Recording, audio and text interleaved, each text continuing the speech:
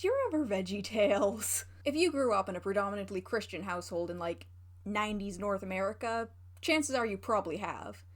And if your upbringing was, like, more secular, you've probably at least heard of it. But in case you haven't, it's like a low-budget CGI direct-to-video franchise of talking fruits and vegetables who teach kids about the Bible.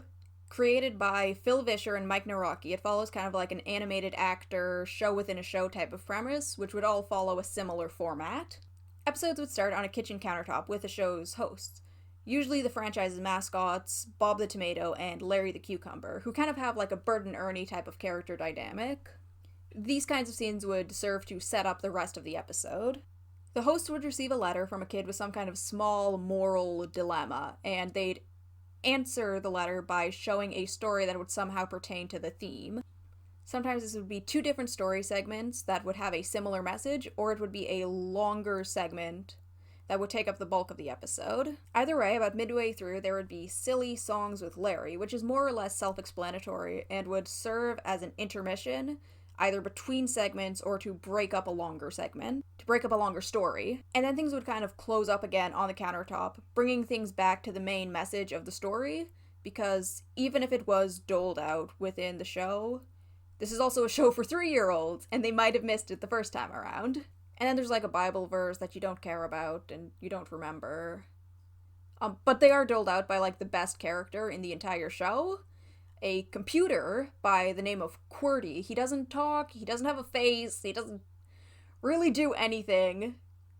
But there is a lot of character and personality just in the way he's animated. And I love him so much. There's really nothing to go by because he really doesn't have any kind of personality or anything. But like at one point, I remember in one episode, he brings up like a recipe card that has like chopped onions in it, and I think that's really funny. And I think he's trying to send a message. But also, like, who put him there? Who keeps a computer in the kitchen? I mean, like, maybe if you have a big kitchen, you might have like a designated nook or corner for your computer, but like, he's just, like, right out on the main countertop, like, next to the sink. Like, not, like, right near it or anything, but, like, on the same counter as it. And, like, that's gotta be really dangerous.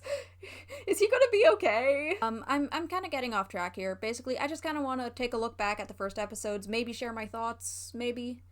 And just want to give a bit of background, because apparently not everyone has seen the show.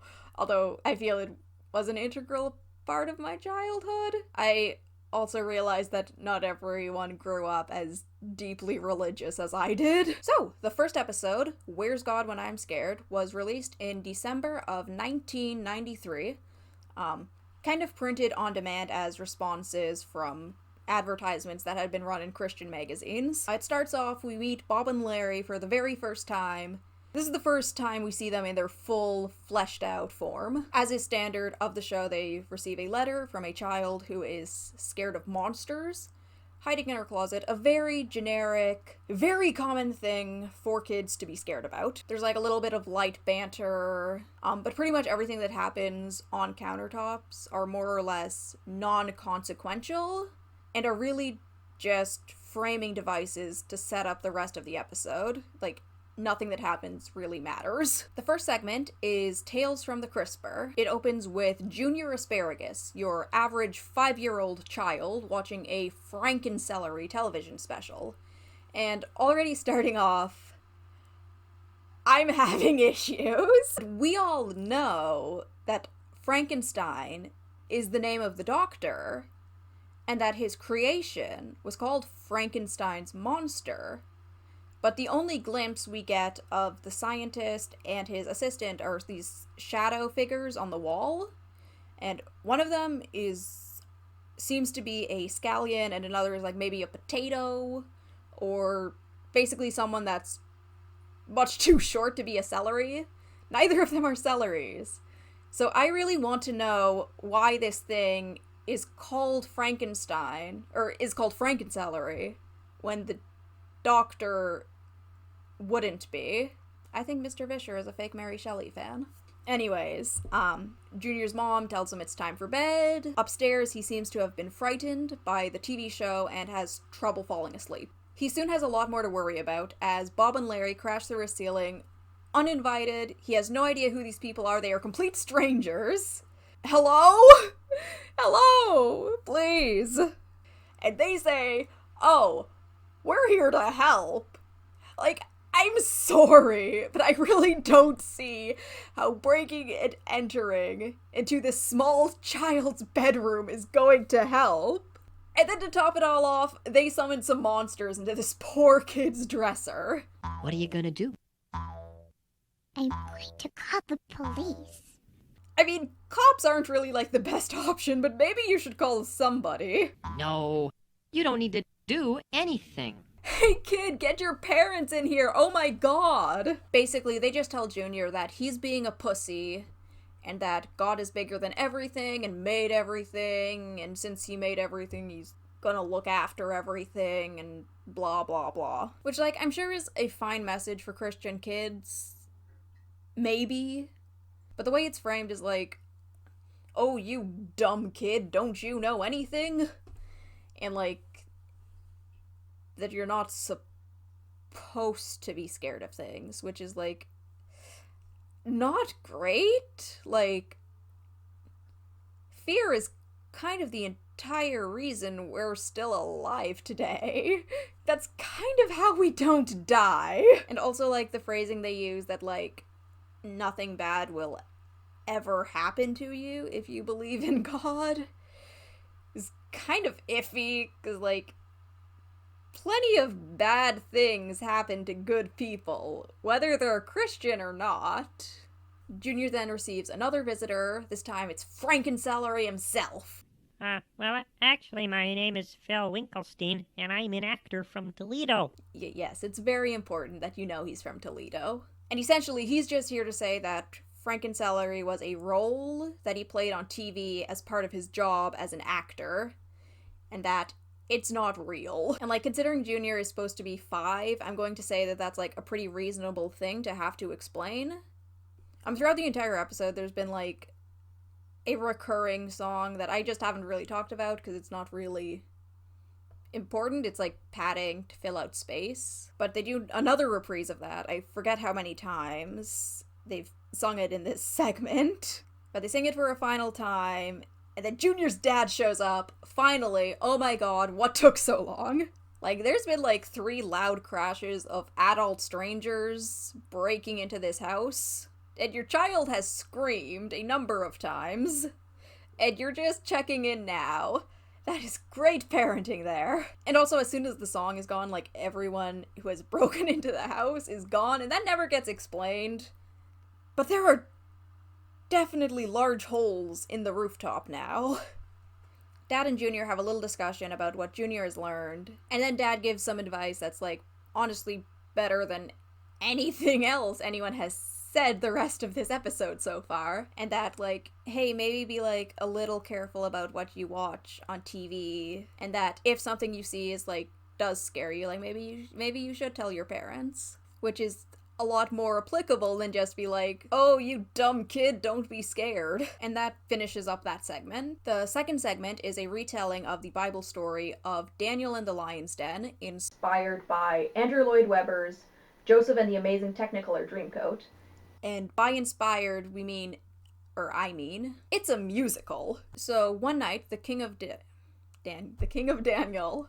I mean, technically, yes. So one night, the king of Babylon, Darius, also known as Archibald Asparagus, is troubled one night with a dream, and his wise men are not able to interpret it. Along comes Daniel, who is able to interpret it, and as a result is promoted to second in command. If you're familiar with this particular Bible story, you might be like, hey, wait a minute, wasn't it King Nebuchadnezzar that Daniel interpreted dreams for?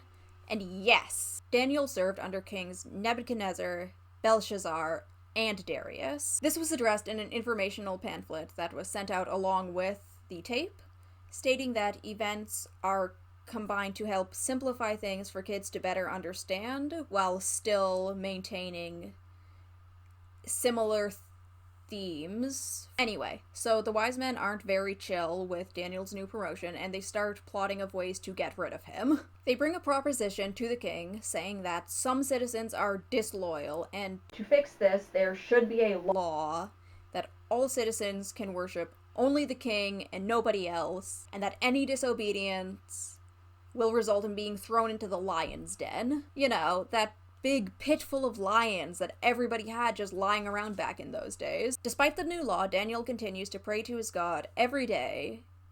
Eventually he gets caught, and he gets taken away to be fed to the lions, or eyeballs in this case. The animators were worried about having to create CGI lions and worried about the cost of trying to animate something like that in 1993, so... Well, it looks like our hero is about to be consumed by the lions. He's saved by an angel, a light, I don't know. But by the time the next morning comes around, he's completely unscathed. Things get wrapped up here, the new law gets revoked, and the villains get chased into the sunset like a Looney Tunes cartoon.